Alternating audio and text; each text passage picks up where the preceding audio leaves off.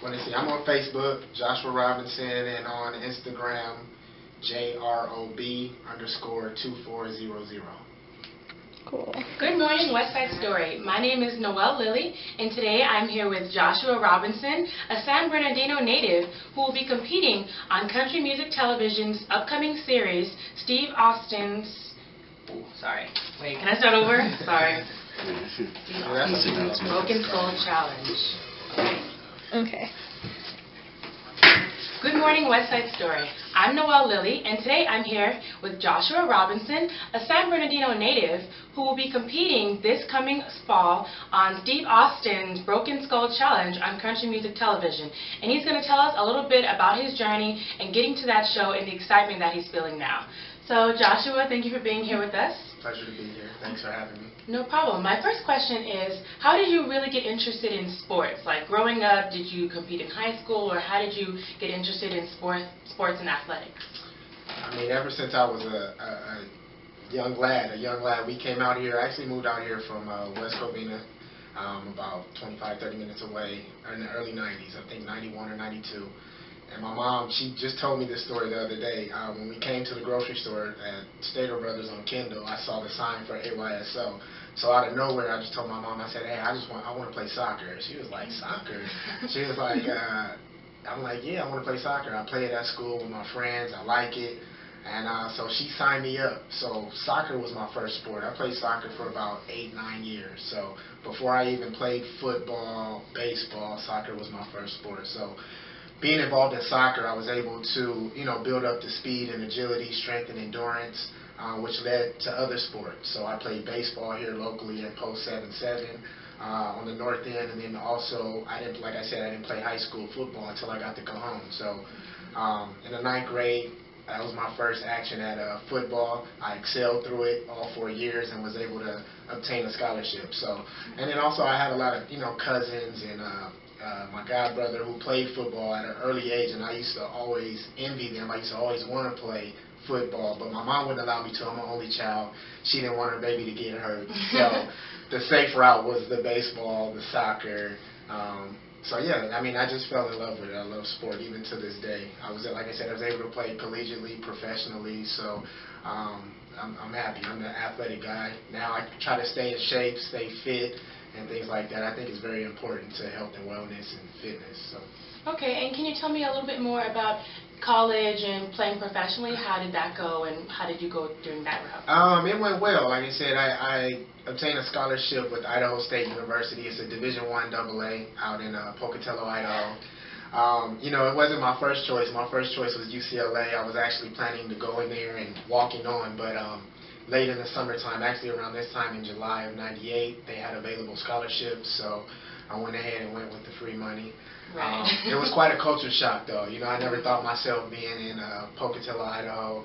It snowed quite often. I wasn't used to that. I went to Big Bear probably once or twice when I was younger, but the good thing about it, there was a lot of other athletes and teammates from the Inland Empire area, so from Riverside, Bloomington, Moreno Valley, things like that. There was only very few, maybe about 5 or 6, but we created a bond, even though we didn't know each other directly, but we knew a lot of the same people, within the Inland Empire. So being around them and, playing with them, going to war, going to battle in the football field, in the trenches, it kind of helped me out to make my stay in Idaho the 4 years a little more pleasant. So after Idaho State, I was blessed and fortunate to be picked up by the Baltimore Ravens as an undrafted free agent. So I played free safety on defense, was picked up by them and played with them for a year before I was released, and then I continued to play arena football. I played 5 years of arena football,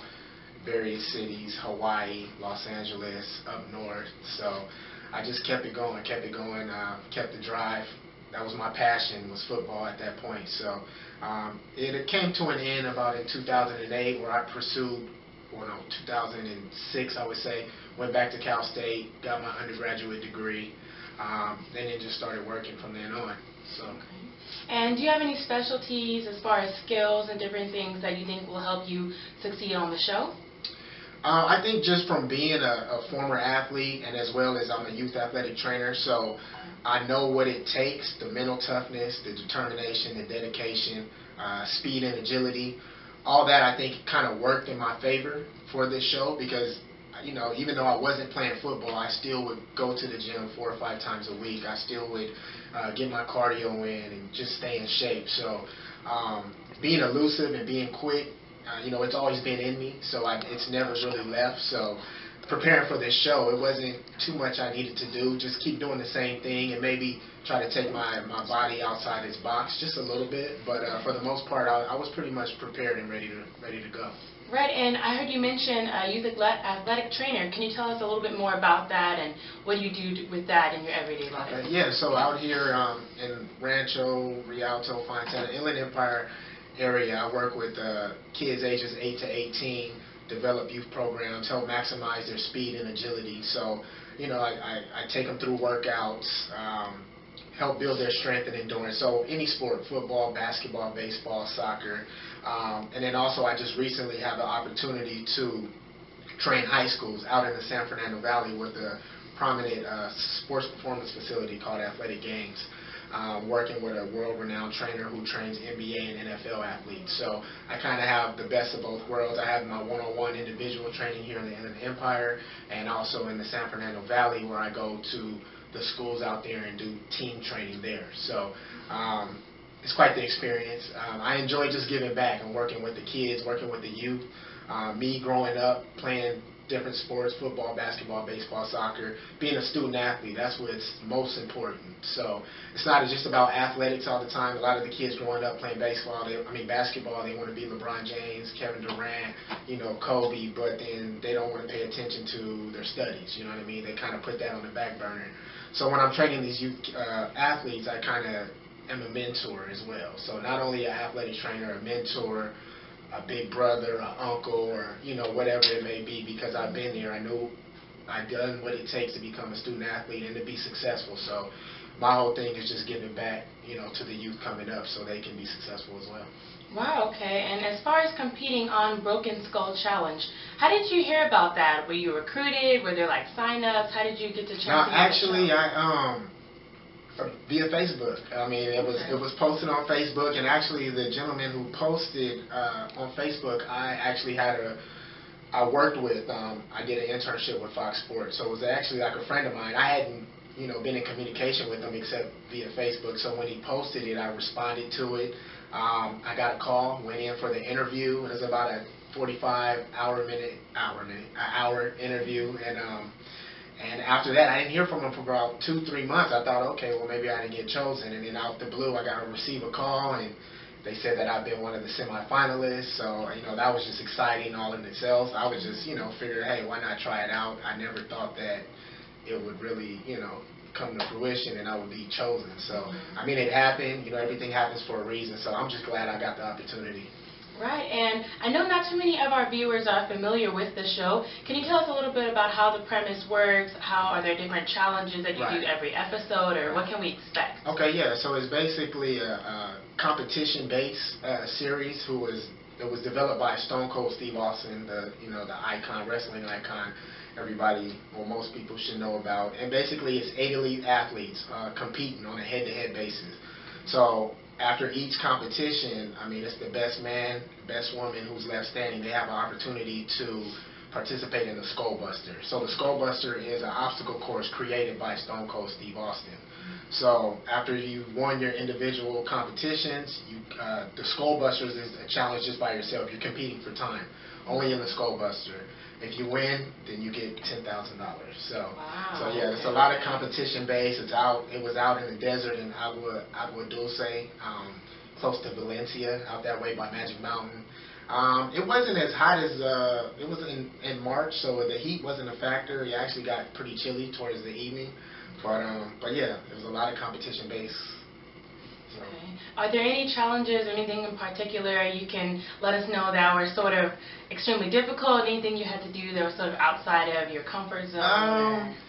There was one competition in particular. It was draining, shall I say. I mean, I would say my enemy, my competition and I, we were battling for a good 10, 15 minutes. I'm not sure how much of that they'll actually show on the show, but you know, you battle hard and you lose breath, your endurance and everything. But I think I had the advantage in that. But Sunday at 8, you guys can see how it plays out. Okay, right. And as far as the prize money and everything goes, what were your plans when going into it? If you won, what did you want to do with the prize money, and what did you have in mind for that? I think the thing I want to do the most is with that $10,000 is just to purchase new equipment for my youth training business. I have very select few pieces of equipment, but just enough to do well with my kids. But I mean, the more equipment and the more efficient I can be with my young kids. So that was the thing. If I was to win that $10,000, I definitely want to give back into my business and purchase new equipment. Okay. And is there any advice that you have to up-and-coming athletes or different students and youth who want to go into sports? Is there any advice you have for them to follow their dreams and be successful as you've been? Yeah, just to stay focused, perfect your craft. You know, nowadays, the social media is taking over everything and the video games. I would say when I was growing up young, I was outside not 24/7, but it felt like it from, you know, 7, 8 in the morning till 8, 9, 10 o'clock at night at the park playing with my friends. So, you know, that's how we were able to get better. I always played with older kids, so I was always the young kid on the block. So I would say just perfect your craft, practice, keep practicing. If you're a basketball player, practice on your jump shot, practice on your dribbling. If you're a football player, work on your feet work, your speed and agility. And listen to your parents, man. Listen to your parents growing up. They'll give you the best advice for the most part. If not, if you have you know, other brothers and cousins that are into sports and that can give advice, I highly recommend the youth to listen to them as well. But for the most part, just stay active, eat healthy. That's a big deal now with McDonald's and the whole junk food craze and obesity. Make sure you put good things into your body, your fruits, your vegetables, and just work hard. I mean, the sky's the limit. Just be determined. Anything you want, go after it. You know, there's nothing that should be setting you back. If you want to go to college, if you want to take the next level, go to the NFL, the NBA, the MLS, MLB, you got to work on it. It's not going to come to you. So, I mean, that's the advice I can give them. So. Okay, well, Joshua, we definitely here at the Westside Story wish you the best of luck, and thank you for being here with us today. That's all the time we have left now, and don't forget to check out Joshua this Sunday at 8 p.m. on Steve Austin's Broken Skull Challenge, and we can see what else happens from there. Thank you for watching.